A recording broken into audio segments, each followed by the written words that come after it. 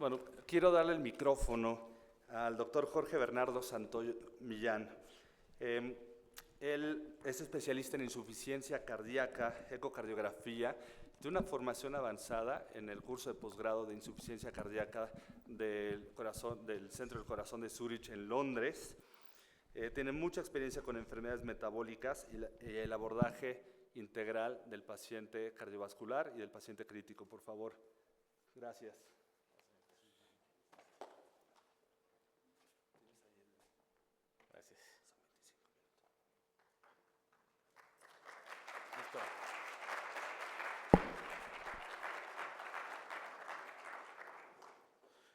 Gracias, Fer, gracias a todos por la invitación y pues a todos los participantes en este congreso.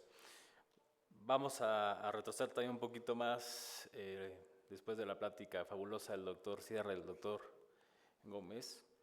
Vamos a entender un poquito lo que es la enfermedad. Cuando nosotros hablamos de insuficiencia cardíaca hay que entender del espectro clínico fenotípico que vamos de la fracción de expulsión disminuida, ligeramente disminuida, preservada, y el espectro final de la enfermedad como la falla cardíaca avanzada o bien ya la parte del choque cardiogénico.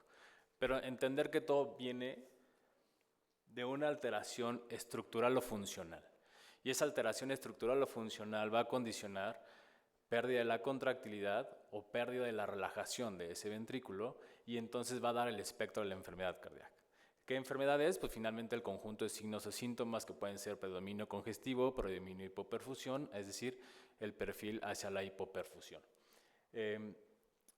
Y cuando nosotros hablamos de falla cardíaca avanzada, en la misma historia natural de la enfermedad, entendemos que la progresión de la enfermedad, los cambios estructurales, los cambios funcionales, van a perpetuar a que el paciente ya no sea tan respondedor al tratamiento farmacológico. Y entonces tengamos que empezar a utilizar herramientas como los soportes ventriculares o llevar a la trasplante cardíaco. Y cuando hablamos del choque cardiogénico, bien, algunas variables hemodinámicas en donde dice que el gasto cardíaco está disminuido, que tenemos ciertos datos de hipoperfusión, en donde tenemos ya un poder cardíaco bastante deteriorado y que tenemos presiones de llenado sumamente elevadas. Es decir, un corazón que tanto en contractilidad como en relajación ya no funciona.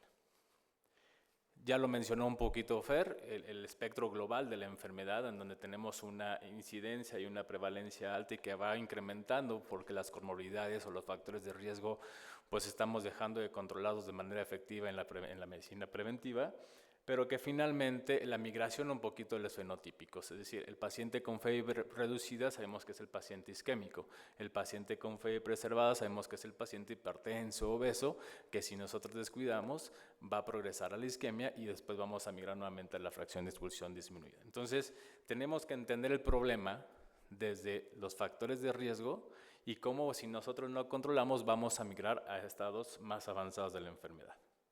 Nuevamente, un poquito también entender la parte de las mujeres y los hombres más afectados con la fracción de expulsión reducida, mientras que las mujeres más afectadas con la fracción de expulsión preservada. Un poquito va hacia la relación de las comorbilidades, factores de riesgo y un poco más hacia los cambios hormonales que va ocurriendo conforme el avance de la edad. Esa es un poquito la definición, pero hay que remontarnos a esto, ¿no? Esa es la famosa banda helicoidal de Torres-Wasp, que es finalmente la parte anatómica que tenemos que entender para poder entender la falla cardíaca.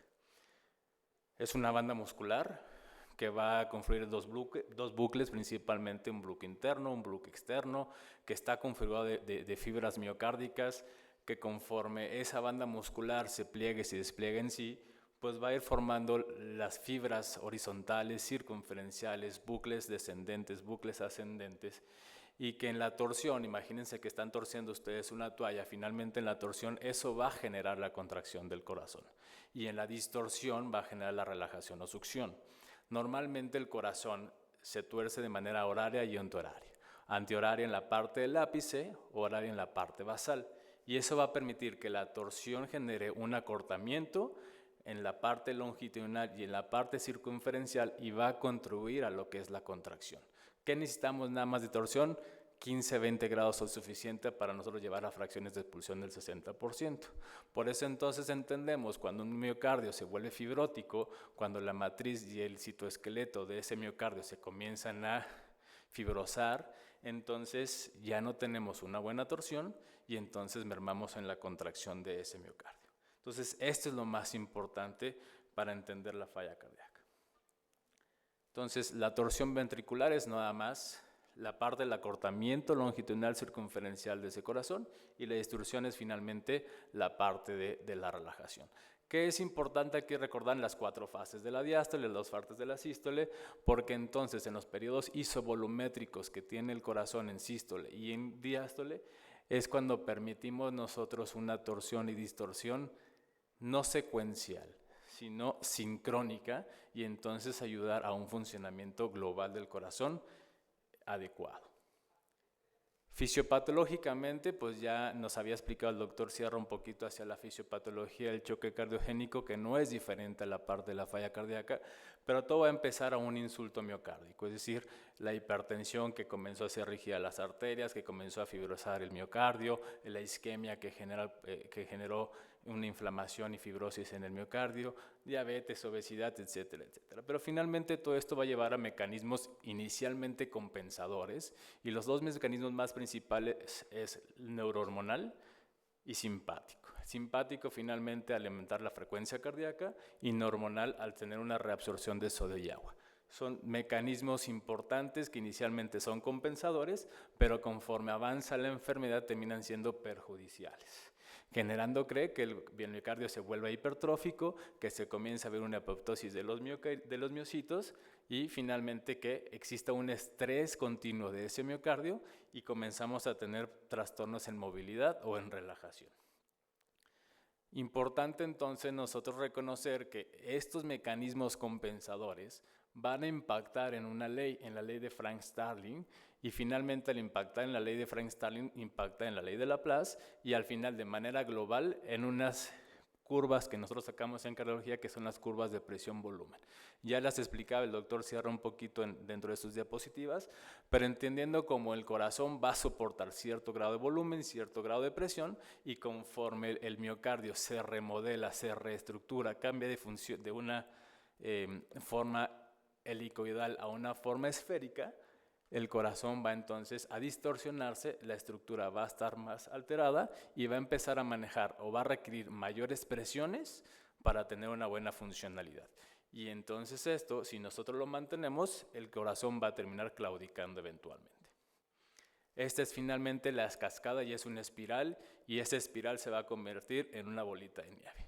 La isquemia va a generar vasoconstricción más isquemia, reactantes de fase aguda más inflamación, inflamación más isquemia, etcétera, etcétera. Entonces, finalmente, en el conjunto de la enfermedad, si nosotros no atacamos desde la causa primaria, vamos a entrar a la espiral y a la bola de nieve y vamos entonces nosotros a tener problemas al final de tratar la enfermedad.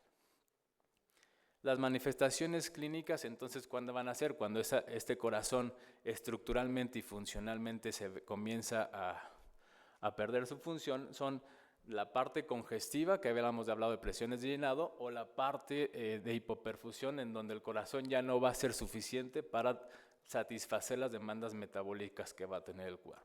Acuérdense que cada órgano y sistema tiene diferente resistencia y diferente consumo de oxígeno. Si el corazón no es capaz de llegar de vencer esa resistencia, de satisfacer el oxígeno que requieren los órganos, entonces entramos a los perfiles metabólicos y renales muy característicos de la enfermedad del choque cardiogénico. Por ahí preguntaban hace ratito de la presión de 65 milímetros de mercurio, tiene que ver mucho con esta perfusión o esta resistencia que tienen los órganos, sobre todo la parte coronaria y la parte renal.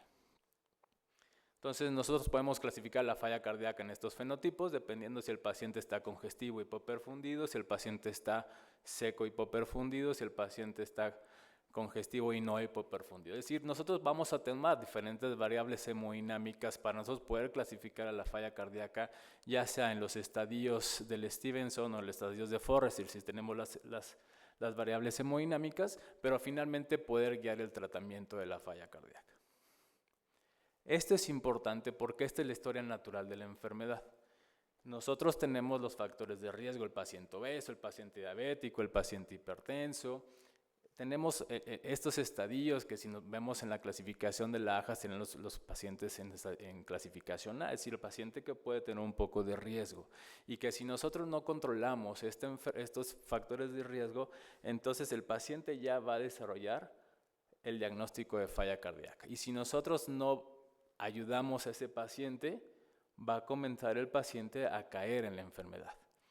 Y va a llegar un punto en donde la historia de la enfermedad va a ser como una montaña rusa, subir, bajar, porque el paciente va a estar requiriendo que agreguemos más medicamentos, que agreguemos diuréticos intravenosos, que tengamos que utilizar vasopresores o inotrópicos en estadios de descompensación o agudización de la enfermedad, o mayor optimización del tratamiento fundamental cuando tenemos un empeoramiento de la falla cardíaca. Entonces, el punto es identificar a los pacientes de manera inicial para que no desarrollen la enfermedad, y si ya tenemos al paciente con la enfermedad, que no caigan en esta montaña rusa de subir, bajar.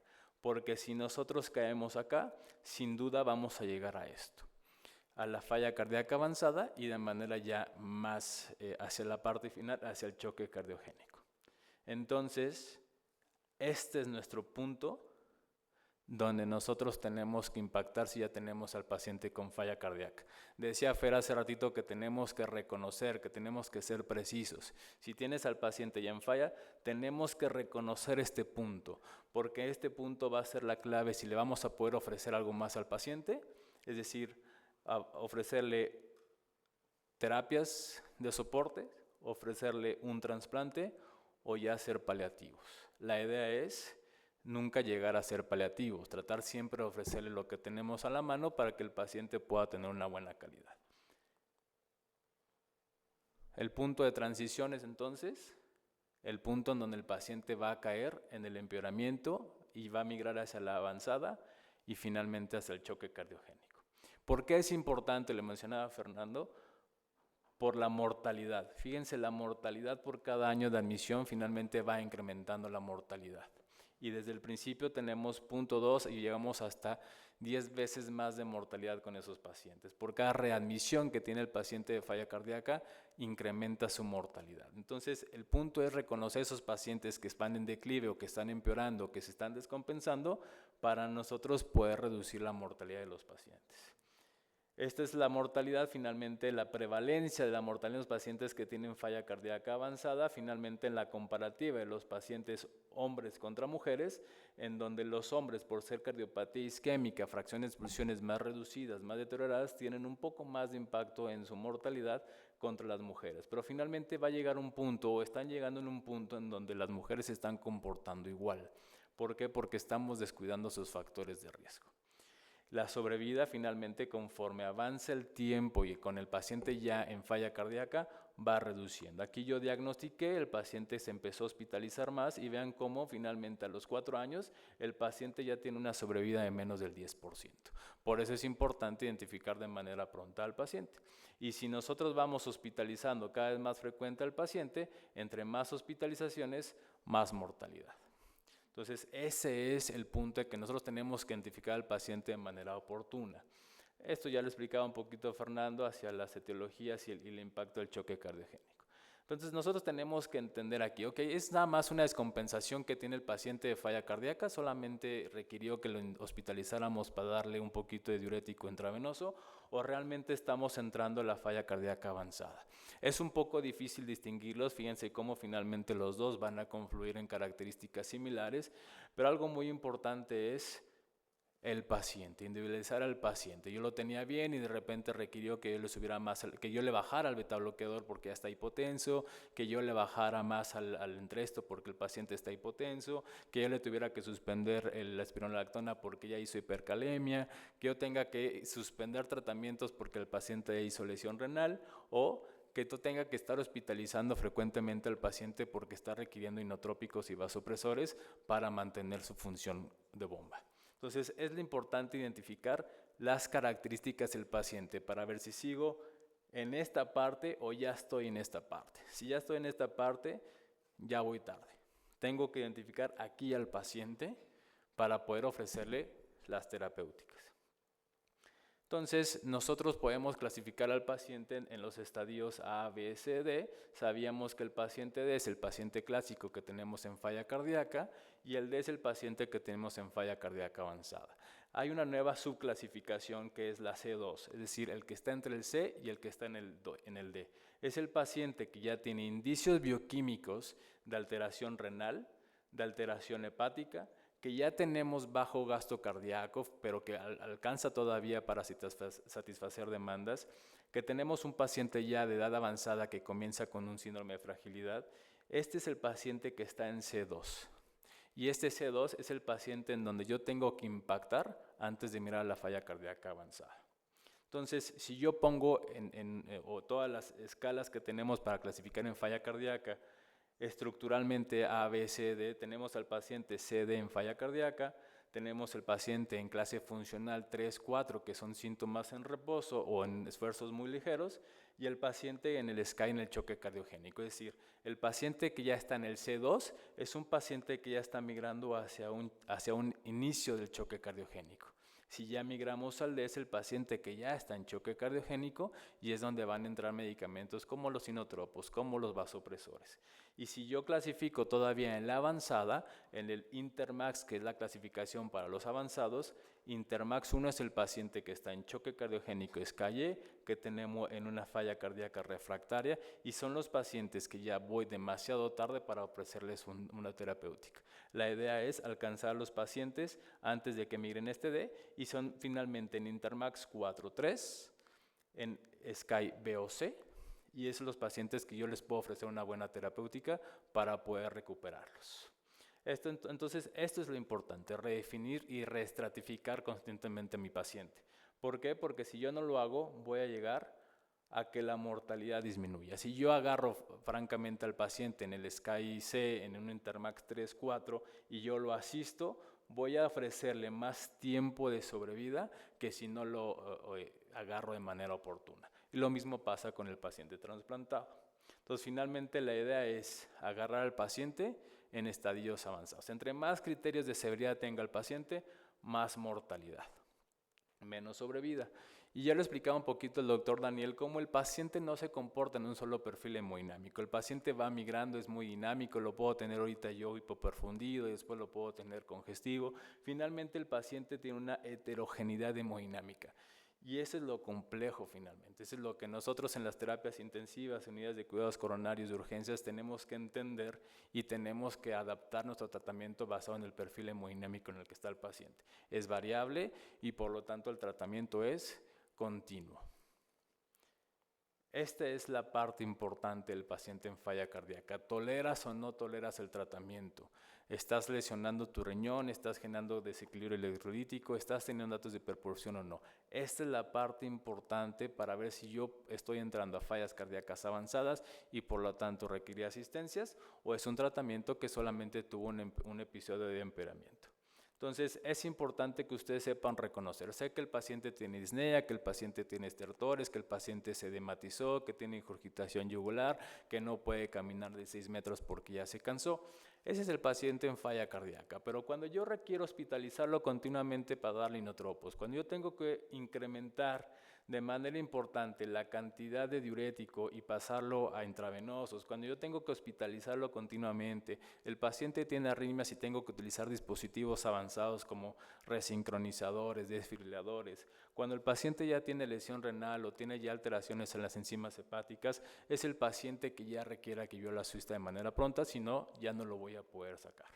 Entonces, lo importante es que la terapia convencional en falla cardíaca va a llegar a un punto donde no va a ser suficiente, donde tenemos nosotros que hacer uso de otras herramientas como los soportes y las asistencias y que no tenemos que esperar. En cuando yo veo que el paciente ya no me está respondiendo o no lo está tolerando, es el paciente que yo lo tengo que derivar. ¿A quién se lo voy a derivar? A los especialistas en falla cardíaca, a los especialistas en choque cardiogénico. Es decir, tengo que hacer una identificación pronta del paciente porque ya no es el paciente clásico de falla cardíaca, ya es el paciente que está entrando en la avanzada.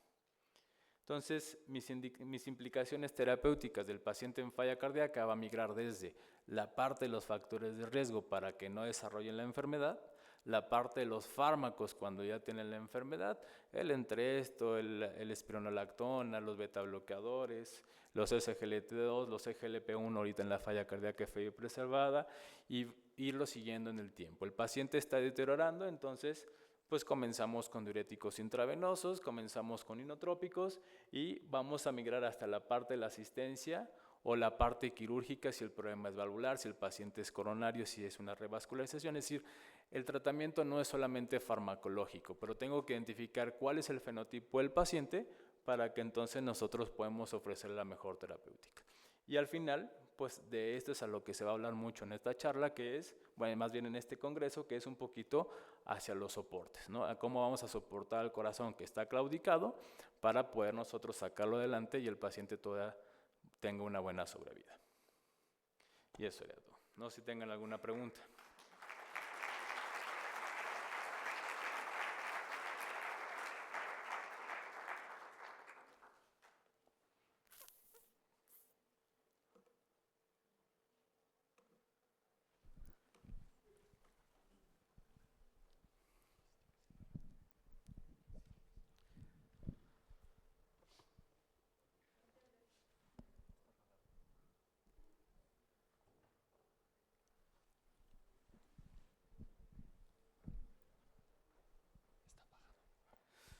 Creo que ya.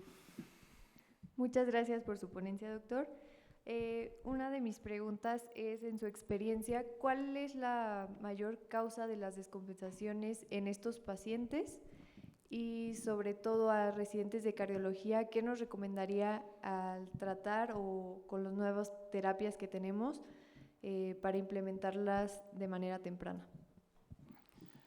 La parte más importante de descompensación de la falla cardíaca va mucho en los tratamientos, ¿sale? Porque lamentablemente en nuestro sistema de salud luego tenemos, es que ¿sabe qué, doctor? Ya no tuve el Entresto, ya no tuve dinero para seguir el Entresto, ya no tengo para este tratamiento, y finalmente todavía no estamos educando a la población para que explicarles que es una enfermedad que llegó para quedarse y que solamente la estamos estabilizando. Esa es la parte más importante, el paciente que no está siguiendo su tratamiento de manera adecuada. No sabes la cantidad de pacientes que llegan a hospitalizarse descompensados, que les preguntas, ¿qué estabas tomando? No, pues no estaba tomando nada. ¿Por qué no estabas tomando nada? No, pues porque me tomé esta pastilla y me sentí mal, me mareé, ¿no? O porque fui con el médico familiar y me dijo que tenía la creatinina en 1.1 y me quitó el tratamiento, ¿no? Finalmente es la no continuidad del tratamiento. El tratamiento per se no te va a ayudar en 2 días que vas a mejorar, ¿no? Pero finalmente son tratamientos que a largo plazo, en mediano plazo, están haciendo su impacto en la sobrevida, tasa de hospitalizaciones y obviamente en mortalidad del paciente, ¿no? Entonces, esa es la causa número 1. Para los residentes de cardiología, medicina interna, urgencias y finalmente para todos, el paciente tiene que tener todo el tratamiento desde el que el paciente, si tú lo tienes ahorita hospitalizado, lo tienes que mandar a casa con el tratamiento ya optimizado, es decir, no te sigas esperando. Las guías te van a decir, espérate 3 meses para ver si le vas a poner el resincronizador, ¿no? La verdad es que si tú tienes ahorita, mételo ya al resincronizador, ponle ya el desfibrilador, ponle ya el tratamiento. O sea, no te esperes esos 3 meses que te dicen las guías, porque son 3 meses o que el paciente ya no va a llegar, o que finalmente si tú trabajas en la medicina pública, pues no va a tener cita en 3 meses, ¿no? Entonces tú tienes que, cuando agarres al paciente, optimizarle todo lo que puedas optimizar. Tenerle miedo a la lesión renal, tenerle miedo a la hipercalemia, eso ya quedó en el pasado. Finalmente tenemos que ser permisivos en ciertos aspectos porque el impacto va a ser mayor a lo perjudicial o efectos adversos de los medicamentos.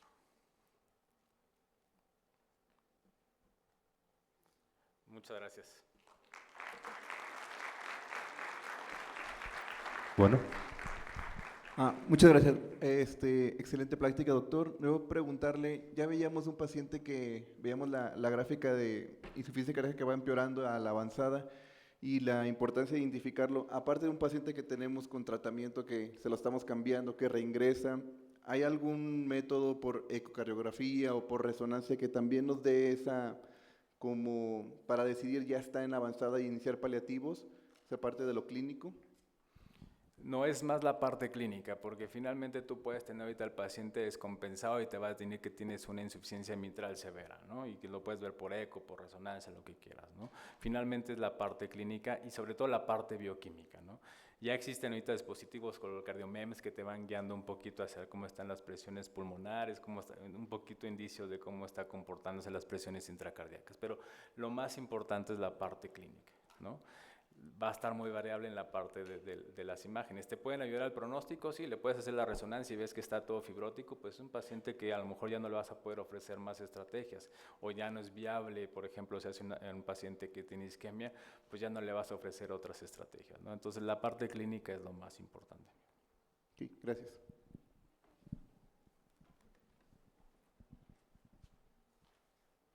Hay una pregunta más, ¿verdad?